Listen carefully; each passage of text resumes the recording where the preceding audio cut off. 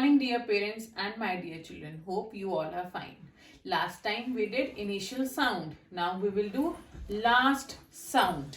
We will do last sound. Last sound. So, last means the end. Last means the end. The sound which comes in the end. The sound which comes in the end. Now we will start with few examples. Number 1. This is moon. This is moon. So last sound is n. Second.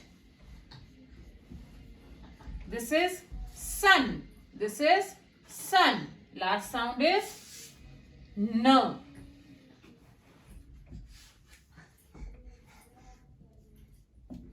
This is cap. This is cap. Last sound is p.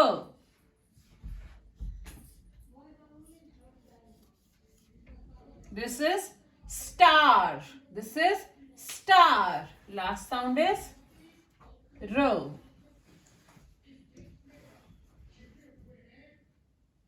Now, number 5, we will take a